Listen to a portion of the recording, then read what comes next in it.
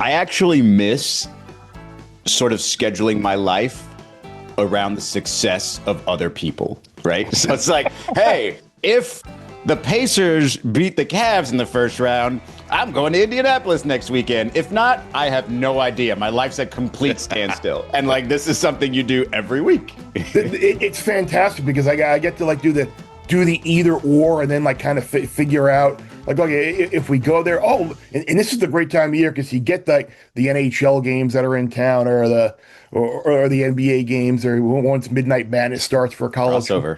And we've caught some like unbelievable like going to Michigan and Michigan State get some great college hockey as well. So and it was you know what I was bummed about last year. We went to BYU with Big Noon for the I forget who BYU even played, but Iron Maiden was in Salt Lake City the Friday night beforehand, and I did not know it until that day, and I did not go make the little trip down from Provo to Salt Lake to go see Bruce Dickinson and the boys, and that dejected me. It was wow. Were you singing that Weezer song the whole time? I've got 2 tickets to Iron Maiden, baby. Except you didn't. But Bear, when you go to a city, don't you check restaurants, entertainment, concerts, right? Absolutely. They used to be like you check you go to like the Ticketmaster site and like do like then like the major arena site and look at everything. But yeah, restaurants I'm pretty locked in on. I was a little bummed last week because going back to Utah for Salt Lake, there was a great Italian place that Rick Majerus took us to a long time ago. And then I told the guys, because this is where we need to go. And then one of my buddies, who's a head college scout for the Ravens, was in town scouting the game and doing interviews. Says, hey, let's go grab dinner. So I wound up going to another really good Mexican place in Salt Lake. But I missed going to Walters. However, I have absolutely zero local knowledge of Champaign, Illinois, because I've never been there. So I'm flying blind this week. I miss Rick Majerus. I mean, well, Izzy, did you make that face? Because I made the same face. Like, hey, you dropped that name, pick it up. I mean, yeah. I was going to wonder Rick Majerus, it was unnecessary. I mean, if he dropped a Rest in Power or something, but he just kind of powered right through it. And now I'm thinking of him and Rick Majerus together at a dinner, and that's pretty intimidating. Okay, and then I'm gonna like name drop more, but not like name drop people are really going to know. And just name drop. You may know both names that I'm going to mention just because of you working at ESPN. And Barry Sachs, who I'm sure you both do know. Yes, that can't be and Rob Lemley, who has been. Yep.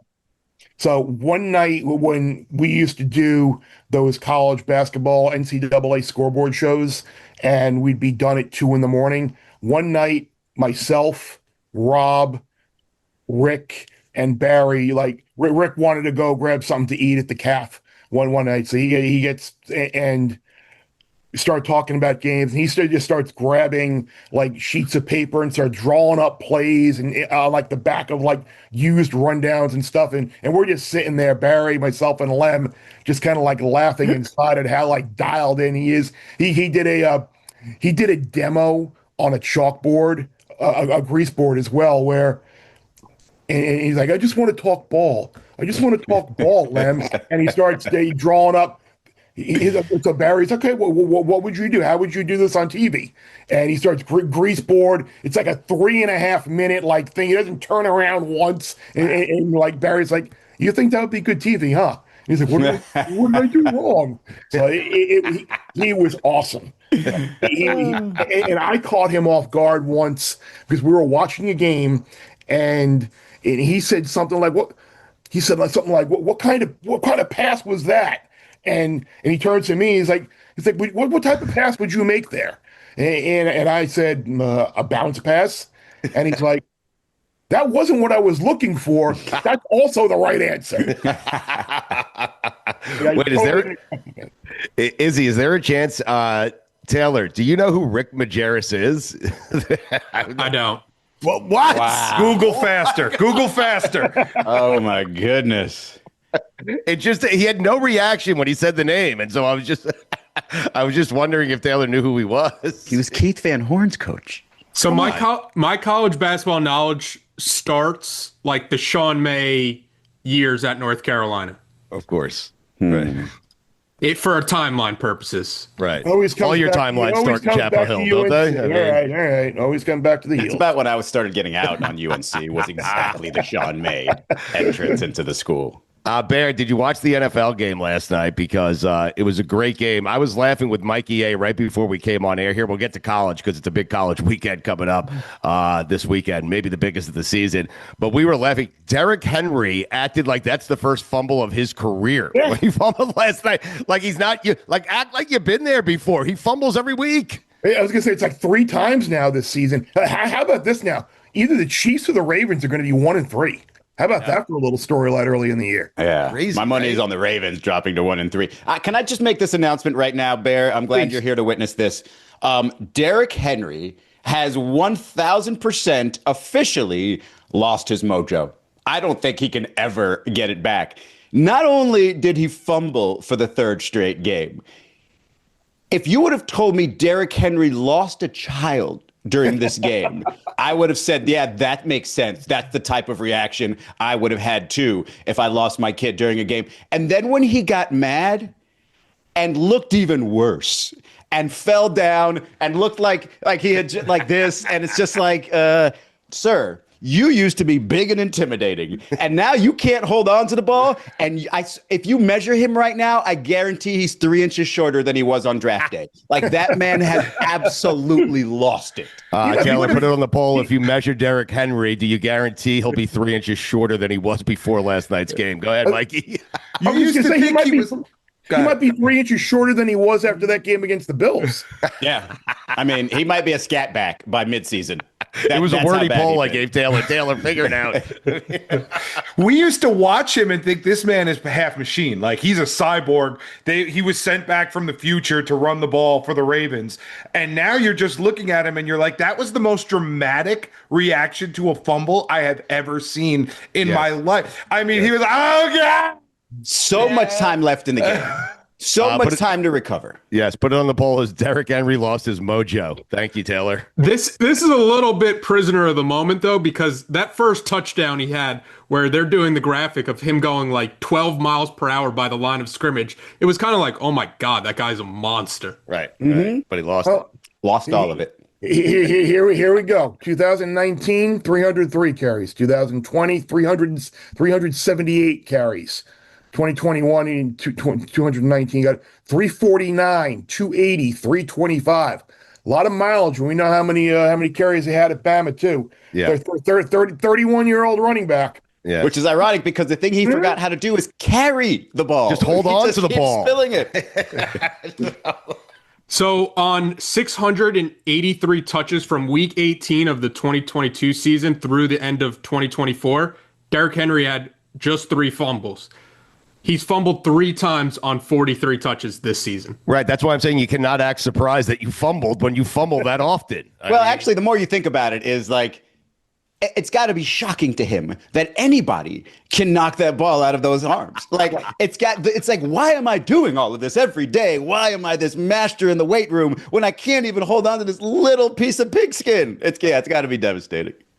It's like the squeeze it too hard theory. Like, all it takes one little like, whoop. Yeah. High and tight, baby. The peanut punch used to mean something. Like when Peanut Tillman came along and he was doing the punch, like it was so famous, it became the peanut punch. Now, if you watch an NFL game or a college game, they're all doing it. These guys are punching the ball out left and right now. Put that on the poll. To the peanut punch used to mean something. What a great how about question. Texas Tech? They mastered the peanut punch Saturday in Utah. They were unbelievable in forcing fumbles. Yes. Great. Did you win money last night? What happened? I did. I get a little live action on the Lions money line. Nice. You mentioned college hockey before. Have you bet college hockey? Is there a sport you haven't bet? I'm sure there is. I mean, I bet college baseball, obviously. Have you bet on pickleball yet? It's new. No. There you go. No. That's where he draws the line. Yeah. No, I have not seen any pickleball posted anywhere to be able to bet. But if they post like if I could have bet on that, like Agassi, Steffi, that match, I would have bet on that. Yeah. Can I add something real quick? Sorry, Stugotz. Can I add something real quick? If, and I'm sure of it, Derrick Henry has lost his mojo, Lamar Jackson has not found it.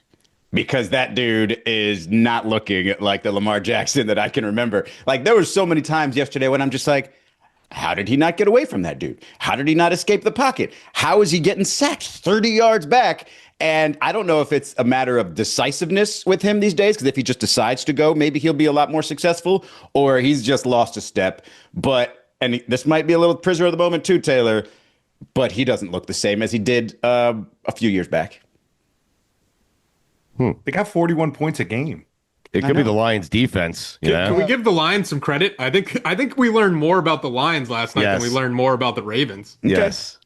I'm not declaring anything about Lamar Jackson. I'm just saying it seems like you are, though. I mean, if indeed our boy has lost his mojo, then Lamar has not found it. That's all. This sounds like it has the Ravens championship window closed conversation. I think are the Ravens done as a place? Should John Harbaugh be fired? I've been saying that for years. Harbaugh. No. Seriously, if you have what many people consider, Chris Sims has told us that Lamar Jackson is one of the greatest quarterbacks he's ever seen. Period. Doesn't care if he wins a Super Bowl or not. When you have that kind of talent, Bear, you have to at least make it to a Super Bowl with him. And when you go 8-9 years without doing so, I think there should be questions about John Harbaugh's future in Baltimore. I made it too serious. There are 30 other NFL teams that would love to have the problems that the Baltimore Ravens have. I can promise you that. He was 21 of 34, 3 touchdowns, no interceptions, Lamar Jackson. Not quite as fast as he was last year. You're right. Or the year before. He's just lost had about 80 yards rushing. It is funny. Can he still have that touchdown run at the Dome against Syracuse in 2019 or whatever the hell year that was? Probably not. But it is funny how it all changes so quickly, where after week 1, we questioned the Lions. They lost their coordinators, Ben Johnson, Aaron Glenn, everyone's gone. And now the Lions are the favorite out of the NFC because they beat Baltimore last night. Yes. Okay, I need truth serum from everyone here, because I want to see if I know I'm not the only one, because another buddy of mine said it last night too. Did any of you think that the Lions offensive coordinator, Johnny Morton, was the former USC wide receiver, Johnny Morton? I did. Thank you. I did. And I'm like, wait a minute, that's a different Johnny Morton. Yes. Not the same guy. Yeah. What gave it away, Bear? Doesn't look like a wide receiver from FC. And that was like my revelation. You're talking about Derrick Henry losing his mojo, Lamar losing his mojo. My revelation last night was, that's not the Johnny Morton I thought it was. It's the Johnny Morton that led the Jets offense when they had Rashad Perryman as their number 1 receiver. That's how I knew who it was.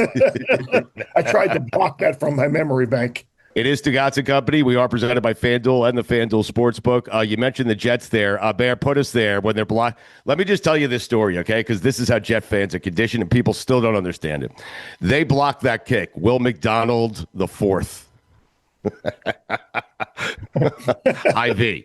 Okay. He blocks the kick. He returns it for a touchdown. And I turn to my wife and I say to her, the game's over. And she's like, congratulations. The Jets won. Oh. And I'm like, no, Tampa's about to drive the field and break my fucking heart. And Baker Mayfield did. You were thinking the same thing, right? I'm thinking Will McDonald should fall to 20. It was funny because I have a group text with a bunch of my betting circle friends, and immediately I sent the text, bet Tampa to win. Bet Tampa to win. They need a field goal. Then they're going to need 40 yards, and sure enough, I mean, and I was pissed too, because a lot of people had Tampa in Survivor this week, and it would have been great to have that knocked out. Did you think that the second Ibuka catch was good? I thought he caught that ball. I honestly think that sometimes the referees, even in the booth, don't look for everything they're supposed to. Like, they didn't realize that first foot dragging was still dragging before the other one tapped down. That was 100% a catch, and that dude's amazing. Yeah, Ibuka's amazing. Yeah. I need to go back in the coffers there. I think gave it out someone here. might have mentioned Emeka Ibuka. And you got credit for it. Taylor remembers. Listen, your coffer now is Taylor, okay? Taylor remembers that. Wait, I just want to be clear on what you did. So the Jets scored that touchdown, and rather than celebrate because you knew the outcome already, you're texting. This is a money-making opportunity. Yes. You're taking the Bucs in-game wager to win the game. You are a smart gambler, right? Of course. Why not? And text me. Something for the betting crowd that is listening right now, if anyone is left after us telling stories about Rick Majerus and the remember a couple of weeks ago when the Giants Cowboys game was going on, when the Cowboys had the ball with 14 seconds left or whatever it was, they were plus 700 to win the game. All they needed was one pass. Aubrey can kick a 70-yard field goal. So I was like, okay, I'll take a little shot at the Cowboys at plus 700 to win, and makes the field goal, no doubt, and they wind up winning in overtime. So there is some wild prices available in these NFL games, late in games, where teams, if they only need a field goal to get the game to overtime or win, it's certainly worth taking a chance with. Do you offer coaching lessons live? Hey, everybody, check in with me. Here's the code. Just lay down this bet right now because I feel like you should be an advisor, an in-game advisor. Yes. Yeah, I feel like such an amateur. Bear, we have a business here, 80-20 my way. An in-game advisor, and you take part of their bet, and then split it with me. I'll go 50-50 with you. That's fine. I was thinking 80-20, but 80-20 for you, I'm sure, right? I could see Bear telling people, no, we don't bet that. Why? Because it's the Jets. You bet the other way. Why is there no Christmas this year? Daddy bet on the Jets. Why does this remind me of those radio segments where it's just some dude on a recorded audio saying, hey, call this special number and I'll give you this lie. This is what this feels like, no? Yes. Sports phone. 1-800 Sports Advisor is my lock of the year. 27 stars or the rest of the season free. Right. Yes. And you have to go out to a payphone to make that call. Right. I probably shouldn't be admitting this again. Please do. But it's. I think the statute of limitations is probably. I remember being at the press box at Mark Light Stadium, and we used to be able to I would just dial out to those like the ex-coach Dr. Ron Bash and the complimentary pick line and everything, sitting in there just dialing those as a college student just to be entertained. So they weren't the 900 numbers or anything. Just nobody was billed, but they're dialing all these complimentary pick lines. Of course. There used to be a number we have to dial to just get the scores. You remember that? 999761313. Yeah, he remembers. Oh, looks like you're good. In most states, the statute of limitations is 1 year, so you're good. Thank you. Perfect. Dial 9762525 for more scores and results from Belmont Park. Bear, all the college football games this weekend, and there's some big ones, massive ones, all over the board. Even Florida State at Virginia is a big game, obviously. But which game are you? Friday night. Be careful. I know that's it. Listen, look ahead game, little look ahead game for Florida State. They better not be looking ahead. Virginia's got a pretty damn good offense, and they have a history there as a program of being kind of a little underrated and underappreciated, and maybe not as talented as some teams, but they've pulled some wins off there before. I think they're going to score points. At the very least, they're going to throw a scare into Florida State. Which game are you most excited about? You have Alabama, Georgia. You have Oregon and Penn State. You have just a bevy of good games here. Oregon, Penn State. It's the narrative defining or narrative cracking game for Penn State. You could argue that this is the most important game James Franklin has ever coached. He's got a lot of those. Yeah, he loses all of them, right? That's why he's got to win one. But if they lose at the whiteout to Oregon at home after making the semifinal last year and the way they lost that game and having played no one, they are going to be howling. They're going to be roaring. The Penn State fan base and alumni base at how could we lose this game on our home field? And now you think about it, if they lose to Oregon, they probably are not going to win in Columbus in November. And now you're sitting there potentially with a 10-2 Penn State team that will be assuming they beat Indiana, and Indiana will be ranked, and we don't know how high they'll be ranked, but that's a big assumption. You kind of come into this conversation like we were having about Notre Dame, like a 10-2 Penn State without beating Oregon or Ohio State, or a 10-2 Notre Dame without beating A&M or Miami. how does that playoff resume stack up at the end of the year? Here's another good little trivia question that I posed for people the other day. There are 135 qualified quarterbacks in college football. Where does Drew Aller currently rank in QBR? Let's go around the room here. All right. You said 135? 135, yes. Okay. Izzy, you want to go Right first? rules? Well, go, Right Mikey. rules? You go first, Mikey. A dollar. Price is Right rules? I'm going to go $1. I'm going to say 134. I'm going to leave room for one person being worse. I'm going to go 90th. 90th. I'm going to go 135. 106 rather. Oh, 106. Taylor with the win. Damn, Taylor. Right smack in between South Alabama's Bishop Davenport and West Virginia's Nico Marshall. So that's the quality of. That's not good. Yeah, So- it's a massive game for him, man. Jets draft pick? God, I hope not. Oh, I want to. can you imagine that people were talking about this guy being number 1 overall in the draft? Yeah. Crazy. Have you heard he has Josh Allen type measurables? I mean, there's a lot of people out there that measure out like Josh Allen. Not a lot of them play good quarterback. No. Yes. Question: the team that doesn't play this week, but you're wearing, of course, their polo. University of Miami, are they properly rated? Did they beat some teams that were maybe overrated? How do you view them right now? Because I think they're great outside of wide receiver, and they're solid at pretty much every other position. It reminded me the other night of a vintage Nick Saban, Kirby Smart team where they just came the slow, methodical beatdown. Like, we're better than you up front on both sides of the ball. We're going to run it until you stop it, and you're not really going to be able to stop it. And oh, by the way, you can't block us on the other side of the ball.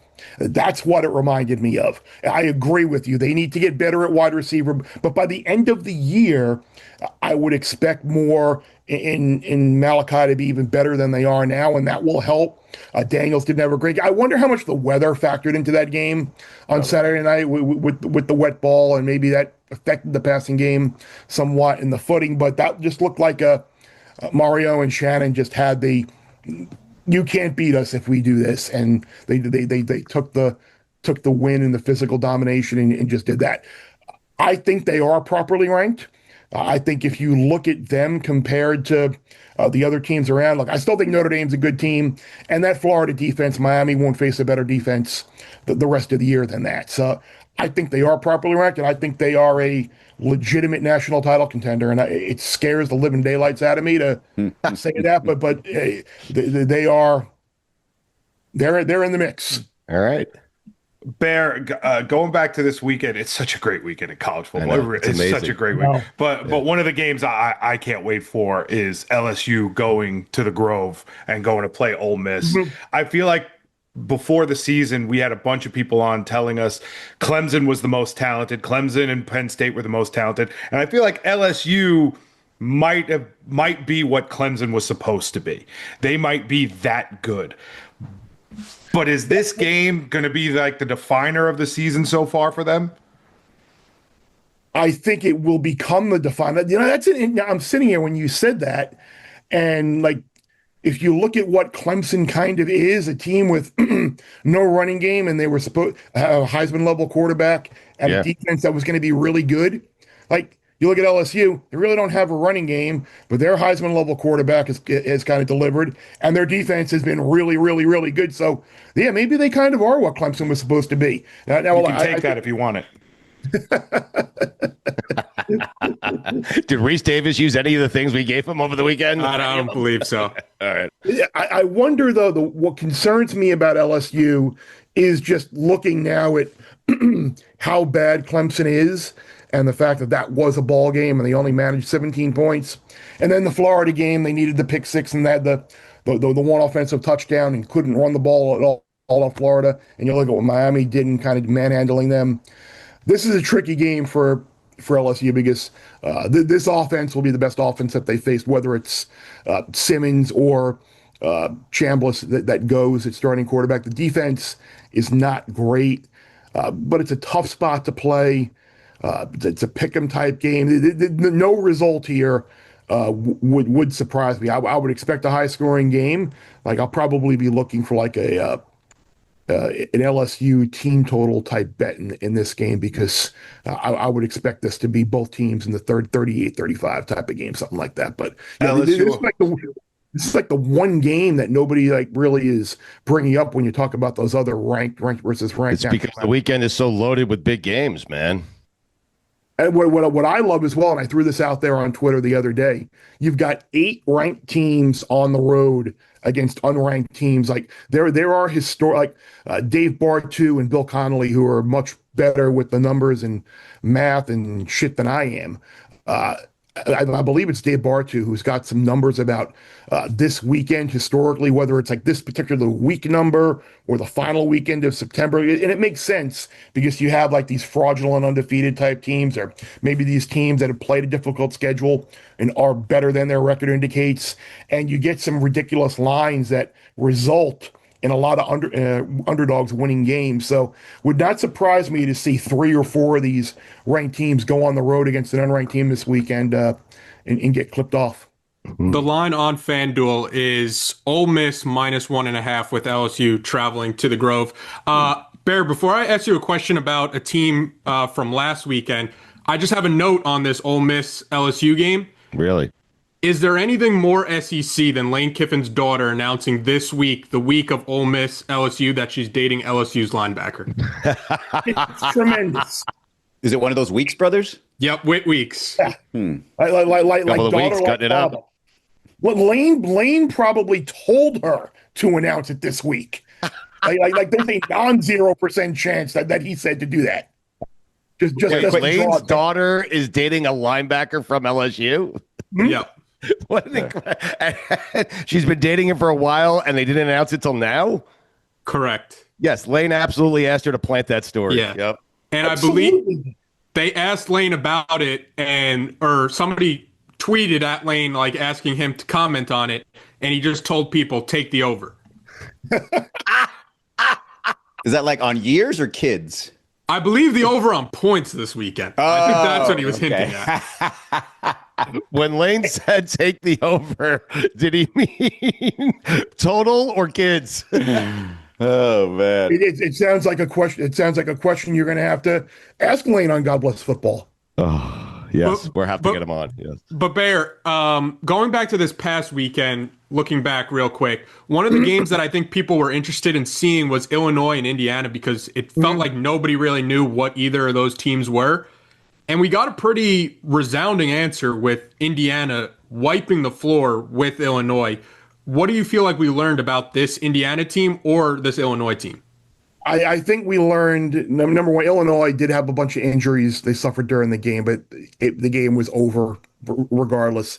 And I think we learned it was something that I had brought up the Duke week when Illinois went to Duke and Duke had 5 turnovers and kind of gave Illinois the game. And I said anyone that thinks that this game was a blowout is completely wrong.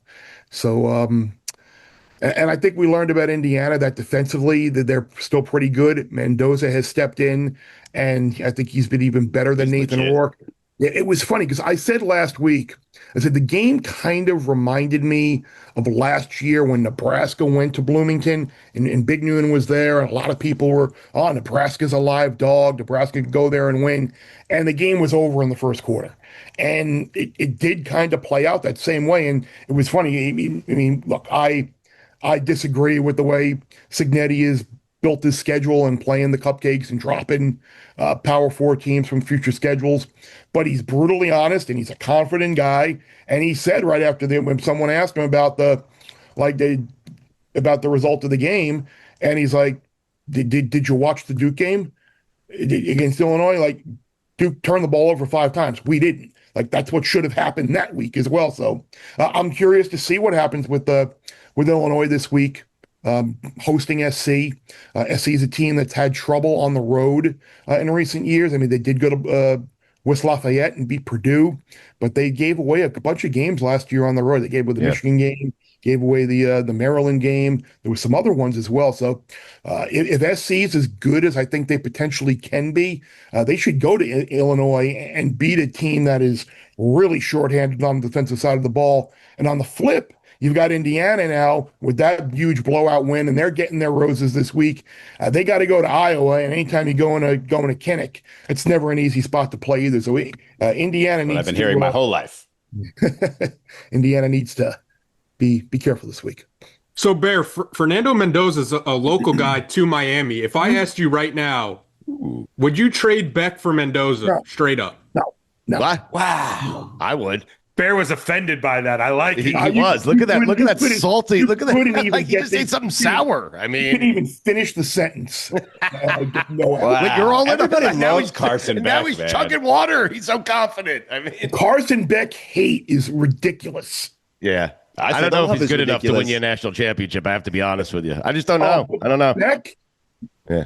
Yeah, Beck, the guy who led Georgia to SEC titles and college football playoff, and he's not Overrated. good enough. But Mendoza, who led Cal to like a 6-6 record, he is. I mean, listen, better talent surrounding him. I mean, Miami, he wins back-to-back national championships. This Mendoza.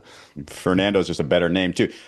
Bear, I got you. I need you. Definitely works out in Miami better. It's definitely a better fit for Miami just based on name alone, right? Bear, if you could close your eyes for a second and imagine you don't know as much. Imagine about Mendoza. Well, no. Imagine you know something about football, but just not as much as you do now, right? And you hear this name, Garrett Nussmeier. How tall is that guy at quarterback to you? Oh, he's 6'5". Thank you. Yeah. Thank you. Garrett Nussmeier has the name of a Josh Allen prototype, but the body of, I don't know, somebody smaller. Kyler Murray? Like he's 6'1", not quite Kyler Murray. The body of Bryce Young? Yeah, it's a little small, a little disappointing. I think his parents should have thought about that when they named him. That's all I'm saying. Damn genetics. Should have known how tall he was going to be. Yeah. And thanks for closing your eyes on that, Bear. We all have our pens out. What does Bear think of this weekend here? What are we doing He here? said. We have our pens out. Oh, I have a pen out. Yes. Oh boy, I haven't written. Oh, really? You haven't fully addressed the slate yet, huh? I haven't made any bets yet, but let me go down and I'll. Do you have any bets going on right now? Like today on anything? Today? Yes. It's happening as we speak. Oh, it's Carabao Cup Day. It is. Anything I will, Ryder Cup? I do. I bet Europe to lift the trophy. Yes. Oh, Jesus. I mean, that's an easy. I bet Europe at plus 124 to lift the trophy. Ooh, plus I didn't know they were underdogs. Wow. Yeah, absolutely. Of course. Yeah. I didn't know you could be a 124 underdog. Plus 124 if Europe wins. Yeah. And you can It's on U.S. soil. At the Blue Book, you can get there's a 100% profit boost. Wow. I don't know what that is. As far as I've known, the Blue Book is what I go to when I want to know what my car costs. What's the Blue Book? The Kelly Blue Book. I will. What was it, Mikey? FanDuel. Yes. That's what he meant. The FanDuel Blue Book. Anyway, I'm gonna be on Virginia Friday night for sure. You like Virginia. It's the second time you have said this now that you think Virginia is the first game on the spot. It's the first game on the rotation. Yes. Wow, Notre Dame is down to 4.5. Wow. Yeah. Wow. I will be looking potentially at the over in BC Cal. It's 51.5 right now, 52. BC's defense is terrible. Cal just got shut out. So you know that they're going to put up some points this week. Wait a second. I don't know if I like that analysis. They just got shut out, so now they're going to score. Terrible spot. JKS, their offense is much better than that. Right, BC's defense is terrible. They're going to be a million passes in the game. Classic ACC matchup. I'm considering this. I have not made this. It's under consideration, right? Yeah. Let's see what else we have here. We have to start a phone number with a Bear where you just call and you get the Bears picks. We need to do this. I want to do it. I want a phone number where I call and I get your picks with your voice on them. I do. I want to bring back the payphone. It's called a podcast. Service of one. I don't want it to be in a podcast form. I want it to be reserved for only people who go and find the phone up and they. You can only call from a landline too. Is there a podcast? Press box and call. A podcast that you only get when you call and you have to listen on your phone. Yes. And I'm going to wait on Ohio. I'm going to see if I can get Ohio State down to 7.5. If I can get Ohio State down to 7.5, I'll be on the Buckeyes. Okay. All right. Best team in the country? Best team you've seen, Ohio State? I don't think there's like much difference between Ohio State and like say Texas. Okay. Like the gap between like 1 and 7 is like minimal. So you're saying there's like 7 teams you could see winning the national championship this year because there is parity in the sport, which is great. I wasn't necessarily sure that that's how it was going to play out when the pay for play and the portal came into existence. I thought it was going to be a deal where like the rich get richer, but if you told me LSU, Miami, Texas, Penn State, Oregon, Ohio State, any of those teams won, I wouldn't be shocked. Wow. Bear, how should Auburn fans be feeling this week where they kind of got screwed in the Oklahoma game and the refs just came out and said, like, you know what? Our Hand bad. up. Yeah, sorry about that. I mean, still a loss, but I was going to drop a choice word there, but I don't want to get in trouble. And why? Why? I mean, why would you get in trouble for? I mean, I don't want to say bad words that begin with F. It's not nice. Okay. I have more respect for you guys than that. Okay. To be cursing like a Oh, that F word. Okay. Auburn got so damn screwed. But they did. I had Auburn +7. So fortunately, I pushed my bet and didn't lose. But Auburn was always the right pro. Right. They were always. I mean, give Oklahoma's defense credit. They did have 11 sacks, and when Jackson Arnold's running around, that counts as a sack. But like, I don't know what the replay process is. Like, do they review all scoring plays from multiple angles? Like how could, if they did, like, how could you not see like what was going on? It was a blatant cheat. They purposely ran that play because they hadn't done anything offensively, and they knew this was going to be the only way they would be able to score a touchdown at that point in the game. So kind of a low class shit move by Oklahoma and Arbuckle and Venables to kind of run that play. But hey, it didn't get called. They scored, and I'm sure everybody in the SEC is pissed off at him. And you freeze Auburn. Sorry about that. You probably should have won, but yeah, we blew it, and they blew the fumble return too. That should have been an Auburn touchdown as well. Bear, just in case people didn't hear you, how many times did Oklahoma sack Jackson Arnold? 11. Saxon Arnold. He set himself up. Wow. Wow, he Set is his himself own up. setup guy. What'd you make of Syracuse and the way they dismantled Clemson? And what'd you make of the ACC fining Syracuse for faking injuries? Good. I hate that so Good that much. they find him. Right. Because that's what you should be I doing. thought you meant good that they faked injuries. I mean, No, that's Bush League. That's Weak. terrible. It's so bad. It's so weak. right. It is. Yeah. Yeah, that one put a dent in Bears Bank, and I had to like empty out the piggy bank a little bit because I did have Clemson in that game and did not. Boy. And then when they fell behind, I bet a little bit more on them just to win the game outright. And Jesus. Who do you get mad at in that spot? Is it Dabo? Is it like, who is it? Do you get mad at Fran Brown? myself. Or is it Bear? Do you get mad at myself? Mad at myself. Okay. We're not going to include this in the blame others. podcast. It's bad advertisement for your new podcast, which I'm just going to call 1-800-DeBear1. I think that's enough, right? There we go. I like that. Hey, Bear, I got a question. So, The based on your Bear logic, one, yeah, that's 7 digits. I like that. there you go. Very good. You might have to go 1-888 though. I think 1-800 might be done. So, Sam Houston State just got shut out by Texas. Mm-hmm. So, based on your logic of they're due to score, should I 100% bet the over in their next game against the New Mexico State Aggies? Clearly, the Bearcats with the K clearly is. Yeah, I thought that was a typo, but apparently that's real. The way to go. It is real. But That's real. It was the Cal thing is like offensively they're good. It was just one of those you go on the road. It is a big favorite, and it was an opportunity for San Diego State to get a win, and just young quarterback just didn't. For fun though, I'm just going to bet the over on Sam Houston State, New Mexico State. I'll get back to you on whether or not I win $1. Izzy, that game's not this weekend either. It's next Thursday. I was going to say, I thought the Enchantment Bowl was this week. I thought it was the next game. I was literally right now looking at the schedule to see if I messed up the schedule because I thought New Mexico State was this weekend.